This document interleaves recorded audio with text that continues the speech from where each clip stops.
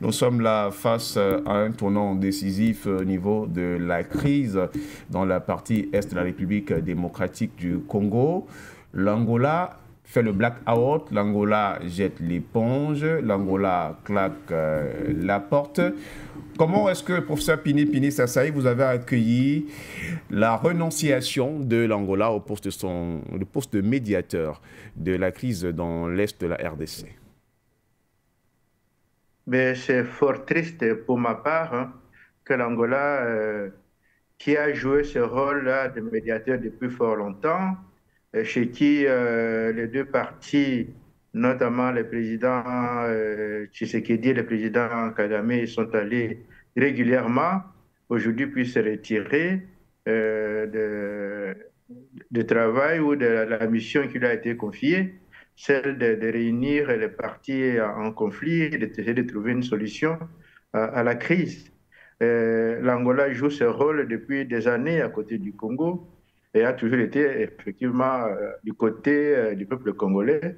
Et aujourd'hui, quitter les bancs de négociations pour se mettre out, se mettre hors, en dehors, et regarder cela de loin, mais je pense que c'est pas, pour moi, c'est pas une bonne nouvelle et c'est pas bon non plus pour les Rwandais parce que le Congo en crise ne peut qu'impacter sur le Rwanda. Le Rwanda ne pourra pas échapper à la profonde crise que traverse le Congo, dont le Rwanda serait même en crise.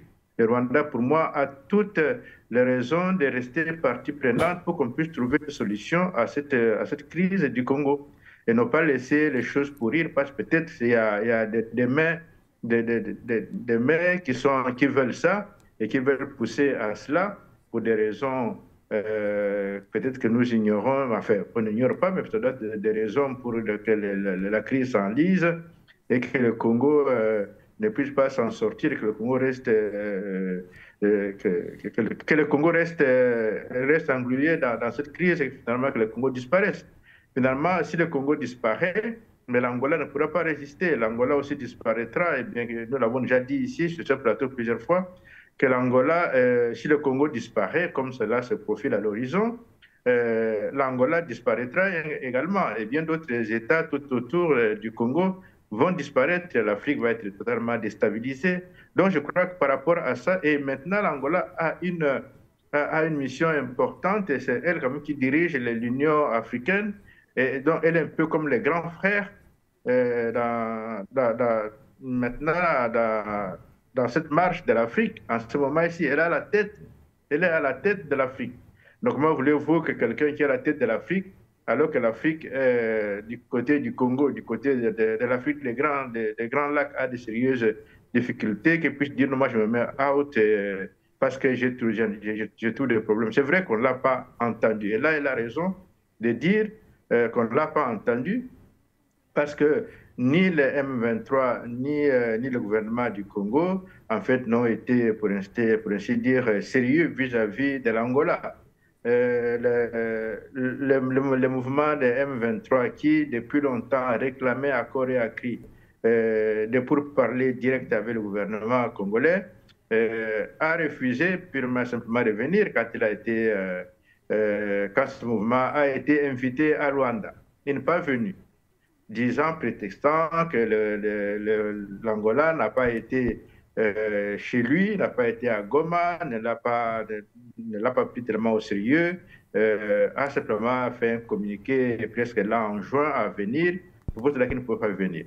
De son côté, le gouvernement congolais a préféré, par son président, aller à Doha, aller au Qatar, plutôt que de venir à Luanda. Aller voir les goûts sous le Qatar par rapport à Luanda, en Angola, tout près. Et il est allé là-bas à rencontrer le président du Rwanda en dehors, très loin des champs des opérations et en dehors de toute concertation avec l'Union africaine. Donc voilà, je crois que c'est pour cela a fait que l'Angola trouve que personne ne le prend au sérieux et que par conséquent, ça ne sert à rien de continuer. Mais pour moi, tout c'était un mauvais calcul là qui est fait. Il aurait fallu continuer pour l'Angola à tout faire pour qu'il y ait une solution, parce qu'on ne voit pas qu'il y a une solution qui s'est dégagée du côté de Doha qui va mettre fin à la guerre. Donc, pour moi, la guerre ici au Congo, les souffrances du peuple congolais et de l'Afrique ne pourront être mises, disons, ne pourront être résolues que par les Africains, notamment par l'Angola. Et l'Angola ne peut pas se mettre en dehors de cette crise. Ça serait, pour moi, c'est un fait suffisamment grave que l'Union africaine devrait se ressaisir et demander à l'Angola de poursuivre sa mission plutôt que de se mettre out.